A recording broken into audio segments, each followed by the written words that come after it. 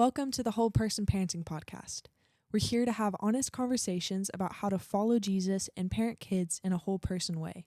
For more content and encouragement as we support you on your journey, you can find us on Instagram, YouTube, and wherever you get your podcasts. We're so glad you're here. Now let's jump in. Hey everyone, welcome back to the Whole Person Parenting Podcast. We're super excited to have you guys here.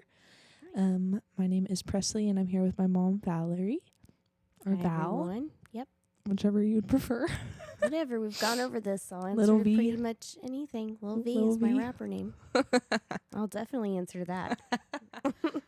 In a wrap. You'll Yeah. answer in a wrap. I will. But Word. we are currently in the throes of the holiday season. Yes. We're just a few days away from Christmas. Yep. So kids are out of school, done all the parties. Probably and most of the parties. You know what, though? Some people are weird, and they have Christmas parties after Christmas. I feel like that is... so true. I very much have been to many Christmas Mhm. parties that happen after Christmas. I just don't Post-Christmas understand parties. it. Well, I think it's just a sign of there are too many things. Too many things. Too many things to squeeze in, so you start having after Yep. You have Christmas after-spill. parties. Yeah, and then you have to squeeze it in before New Year's. So Yeah. so we're getting And then close. New Year's parties. Oh, my Lord. Yeah, on and on. Crazy. Anyway, so we're all right in the middle of it, and so Yeah. as promised, we are continuing on with the holiday theme, talking about family, and we're moving on into talking about extended families. So we're thinking Yeah. about you as you might be even literally on your way to see family, or you might be there, you might be hiding in a room somewhere. Hopefully not. Hopefully But not. You might be have trying to escape. escaped Yeah. just for a moment, and gonna get some Peace and quiet and listen to the Whole Person Parenting Podcast. Yeah, maybe. Or you might be. We're honored to be Yeah. that little Yeah. You might have secret your hiding AirPods place. in Yep. while your kids are, taking a nap in the back seat, and you're on your way to your in-laws' house or Yep. across country or on a plane ride somewhere. Whatever it may be. Whatever it may be, we're here for you. We understand all of the ins and outs of navigating family and parenting in the holiday season. I swear it's like a different, you have to bring out a different side of parenting, I think, in the holiday season, or having to deal with family. Yeah. Like it's, it takes a special kind of patience, I think. I agree. Yeah. Yeah, because you are trying to navigate your own family dynamics, like your bigger family dynamics. At So the maybe same your time with issues your with own, like Uncle Bob or Right. whoever it may be. right. If they're people who you don't particularly like, but you have to be around. have history with, Yeah. issues with, And then you're at the same time you're like trying to protect your kids from them, but also not make it obvious that you're like, Yeah. there's just so many things. yeah. There's so many issues. But before we get into the issues, because we are going to talk about that. But what comes to mind when you think about just extended family and like this season, maybe like the broader context of family in the holiday season for you? I think of a lot of food. It's mostly what I think of. Okay. Think of family. You're here for the food? Think of food. I'm here for the food. I can't say that I don't agree. Yeah. I it's what you do, You just Yeah, get we around gather, and you we eat. And lots of Yeah. candies and treats and and just, ham. I think of, kind of busy conversation, talking to all the different people and catching up. A lot of, the basic questions, I think you hear. You're Mhm. going to be like, so what are you doing now? Or, Yeah. so What what's are the been, kids up to? yeah, And what's, what have you what's life been been like since I last saw ya? still playing baseball? Yeah, so many Yeah. of the questions, Mhm. which I don't mind. Small talk drains me a bit more Yeah. than probably the average person does. No, probably not maybe the average not. introvert, because I think that you're probably Yeah, a little I don't- introverted. I don't particularly like small talk. Mhm. I don't mind it. Like I do it well, I think. I just, Yeah. I You do it. I do it. But I remember I always felt like after big family functions, after getting asked, so what you doing now? All this stuff. I just remember feeling like, again. Again. It's like placing everything on repeat over and over again. Yeah. Like you're just saying the same stuff over and over again. Yeah. That's true. Which can be tiring. Yeah. Or having to like, look happy to be there. That makes me sound like I hate it. I don't. We're gonna talk I love about it. that too. But yeah. So overall, like I like extended family holidays. But I would say it always is nice to come back to just the four of us after everything. 'Cause I'm just like, you guys understand me more. You guys know me. And yeah. I think what I think of when I think about like extended family stuff, it like I can't help but think about going to visit my mom's side of the family as a young kid. Like I don't remember, there was one kind of season, like 1 year, it just seems like everyone was there, and we've got and my mom's got 5 siblings. There's 6 of them, and then a lot of them, and then one of her siblings in particular had a lot of kids, and then they had and then everybody had some kids. Mostly I think I only had one aunt who didn't have children, but for the most part there were like just a lot of kids, so it was just like kids coming out of the woodwork, kids everywhere. But I remember one year my grandmother, she was a seamstress, and she made Barbie clothes by hand for so fun. all of the girls. And I don't remember what she made for the boys, but she sewed Barbie clothes for us all. They didn't have a lot of money, but she spent a lot of time and effort, making Barbie clothes. And that was really sweet. But yeah, I do remember it being like, there were certain ways that some of my cousins were, and that like I knew that if I was doing that I would get in trouble, that kind of thing. Not to disparage my cousins who are probably not even listening to this, but it would be like I think just maybe those differences in parenting expectations, or like maybe some of my aunts or uncles were more laid back than what my mom was, and I just knew like my mom would not be having it or I was going to be in trouble if I did the same thing, or whatever. I remember something similar, like around Christmas time, Jake and most of my cousins would get new video games where they would want to go play, and they were like really like gory video games. It probably wasn't even that bad. But they were a lot older than you. They were like 7 and 9 years older than me. Yeah. So me and Brayden wanted to go watch, and when I say very gory, they probably were like rated T. Or something. But for us, like as little kids, you weren't allowed to do that. And so so like those differences and even age ranges. And I remember having that too, like where I had much older cousins, and then I had younger cousins than me, and so it varied on like what was even age appropriate.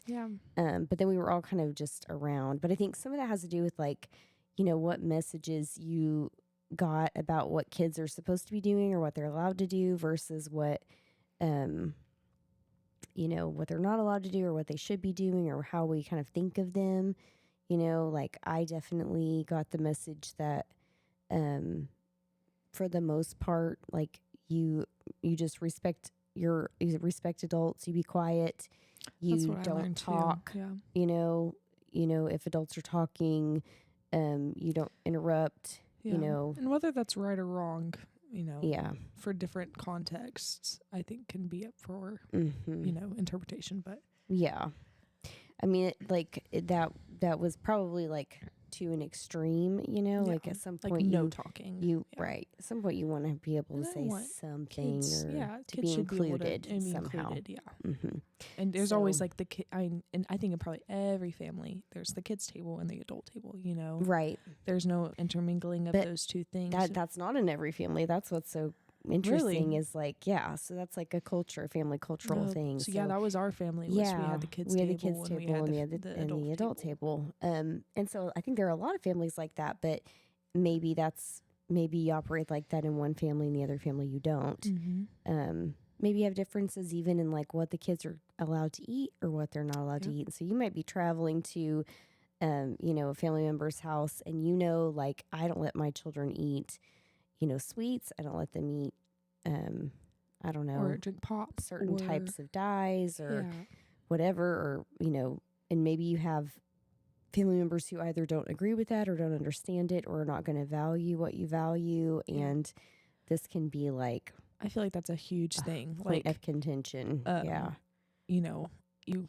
If the other family member doesn't understand, then there might be like some disregard. Yeah. So it's like, what do you do in that situation? Yeah, because you want to be loving to your family member, but also hold the standard of, no, I told my kids this is what's happening. Right. You don't get to go behind and say, yes, you can, Yeah.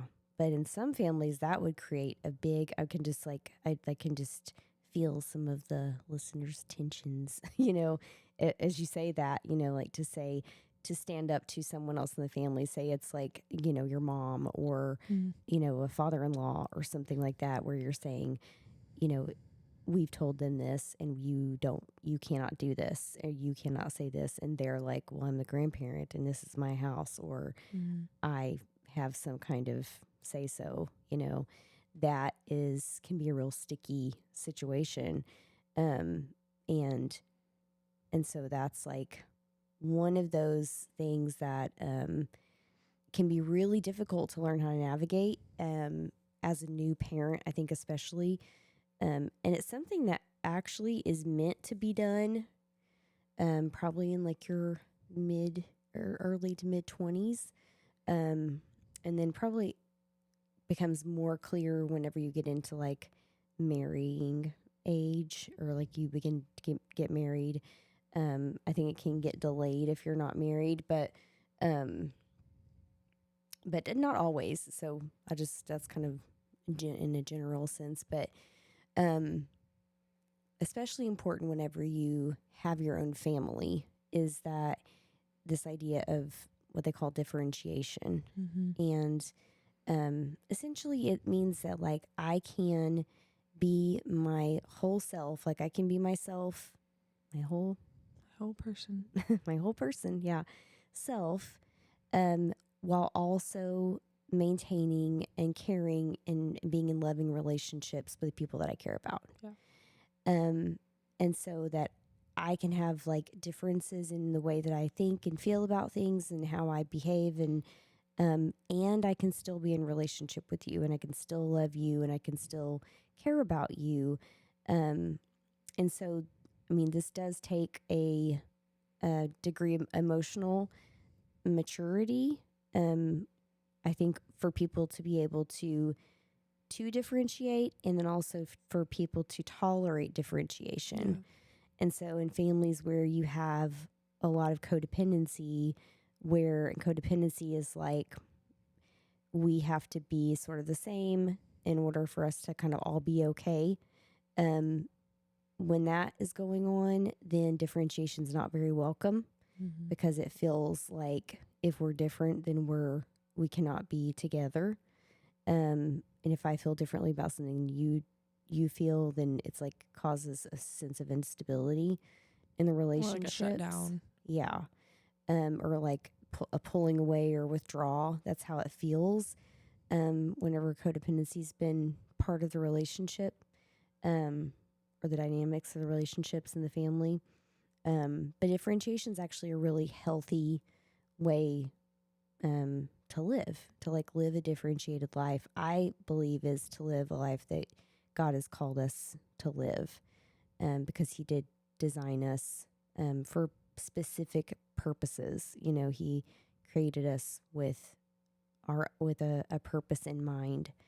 And we have like collective purpose in having a relationship with Him, the body of Christ. Yeah. But we're meant to function in specific ways within the body. Yes. And so that means that the way that I function will be different than how I function and how you or how function the and next person functions. Exactly. And so that calls us to differentiation. And so we face this in families, and we face this in our parenting too. If you're the parent of an older child, allowing this to happen is really important too. Yeah. Like allowing your child to start to do things differently, to have different thoughts than you, to not agree with you on things, to form their own opinions about things, and loving them anyway, and showing them care and kindness, not withholding your love or relationship because there's a difference in the way that you think or feel about them. So when we think about going, home for the holidays, even that in and of itself, if you're doing this, you're probably already on the road, right? Or you're where you're going. But it may be that if you're doing that and this is not really what you is in your heart to do, if it's not something that you feel like is even good for your family, or it causes problems, is this because there's not differentiation? Is it because you feel like you cannot be yourself? And so it's just something to think about, like something to consider. Is it because there's codependency? Is it because there's like this expectation from your family that, like, if you were to do something, someone else's love is going to be taken away right, from you, or someone's, exactly, being proud of you, or all these things will be stripped away. Right, because that's not the basis for the kind of relationships God wants for us or has for us. Like they should not be contingent. Should we do everything just out of fear of man if they were to disown you or dislike you, or right, because of what you do, right? It's not that we don't do things at times that we don't, it's not to say like, well, if you don't want to do it, then just don't do it. Sometimes there are, if you have somebody elderly that you need to travel to, or there may be reasons why you're doing what you're doing, but like, for the fear of a loss of relationship, for the fear of what's going to happen, for, if these are the reasons, and if there are other things in your heart, and there's a something else that you feel like you need to be doing or want to be doing, that's differentiated from what you are doing, then that's something to consider, and I think especially comes up whenever we're, in the holiday season. So I do think that we can look at Jesus, and I think we can look at like the life of Jesus and see that he was differentiated in his relationships and just throughout his life, Yes, he was always he always did have he was always able to be fully who he was and still be in relationships with the people that he, loved and cared about, but it was always fully himself, like unapologetically who he was created to be. Yeah. And he had such a beautiful way, just, looking at the scriptures of, submitting to, his mom and if you look at the wedding at Cana and Cana. And just that he, pushes back and says, no, it's not my time yet, but ultimately does what she wants because he has this love and respect for her. But he does that knowing that he has a divine appointment from the Lord and that he is the Son of God.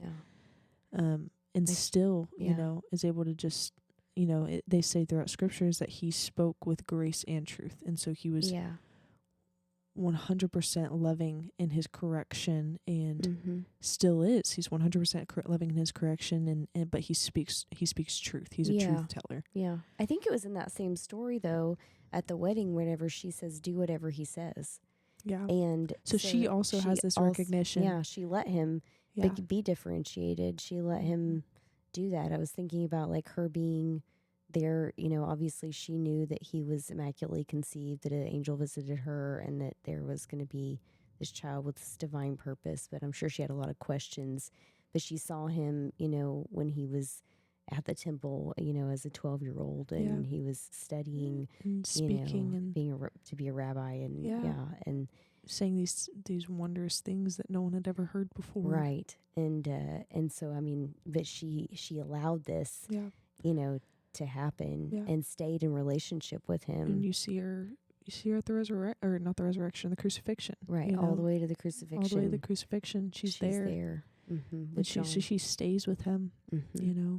She doesn't leave his side. And even though there was this huge departure, I'm sure, from the baby that that she once held, and was not, and she had a lot of unknowns. To a man, she has to see, bleeding and torn and mocked and beaten. How difficult would that be? But to know that, okay, this is what your purpose is, and this is, a trust and a knowing that God had brought him, to her, and that, so she doesn't shame him for living out his purpose, though it is not probably what she wanted. Yeah. And that is living differentiated, is to say, I know what I am called to. Yeah. I know what I want for my family. Yeah. I know, the way that the Lord has called me to live. And if that upsets you, then I have grace and love for you. And he said, I hold myself true to who I am and who I've created to be. And so there's grace and truth, right? Yeah, absolutely. So I do think that's a great way to put that. And so, it's not to go and incite, arguments with your family over your differences. I think the Lord cares. I think the Lord cares so much about family. Oh, I do too. And wanting there to be close relationship, that I think he's so near in those moments where we feel a tension. I do too. That he will give you the words, to say, or the way to hold yourself, the wisdom, the love and the compassion for the other person, to know that he sees them more than we can see in the physical world, but he sees them in the spiritual, and he loves them too. And so there's a way to, that's our encouragement, is that there is a way to do this, to handle family, to handle the holidays, that both remains true to your calling and in the purpose and the salvation that the Lord has in your life. And what he's calling you to as a parent. But also doing it in grace and love, and in a way that can even build the relationship even more. He has such an amazing guide to do all those things and do them well, Yep. Well, I hope everyone has a wonderful holiday. That's my hope, is that, yes, to be joy-filled, to be differentiated, and also that in doing that your family would see Jesus through you, and that you would image him well, and that they would see the love of God active in your life and in the lives of your family and your children, and that you all will be safe for the rest of this holiday season. And so I'd like to just close with a prayer before we end. I was going to do the same thing. Yeah. Do you want to pray? Sure. Okay. Yeah. Go ahead, Chris. Okay, Lord, thank you so much just for the time that we get to spend together, just talking about you, Lord. And I pray that as our listeners and your children and just everyone that's listening to this goes throughout their holidays, Lord, that you would remind them of your goodness and the peace and the joy and the love that comes only from you, Lord. And I pray that every listener would be a witness to their family, Lord, to show them the goodness and mercy of God, that there would be just a peace around each one of us, that we would walk into a room and people know, that person's been with Jesus, and that we would be able to shine the light that you have placed inside of us to further your kingdom in this season, and that we would remain and stay rooted in you and what you have done, the miracle that it was that you were born as a baby in a barn and placed in a manger in the lowest position that you possibly could have been, and yet there's still gold and frankincense and myrrh that is lavished upon you, Lord. And so I just thank you that you're who you are and your identity does not change, though we may feel anxious or uncertain about how this season is going to go, but that you remain stable, you remain who you are, and that you have been this way forever, Lord. And so I just thank you that you are a consistent God, that you are a God that stays the same. And I pray that we would remain close to you, that we would pursue you and seek you out in this holiday season, that we would not become passive to your word and your leading and what you have done and who you are. And so, Lord, I just thank you for just the grace that you have for this season and the joy that you want to bring to each of us. And we place this holiday in your hands. We place our children in your hands, and we love you and praise your name. In Jesus' name I pray. Amen. Amen. Thank you guys for watching, and happy holidays. Merry Christmas. Merry Christmas. And we will see you in the new year. All right. Bye-bye. Bye.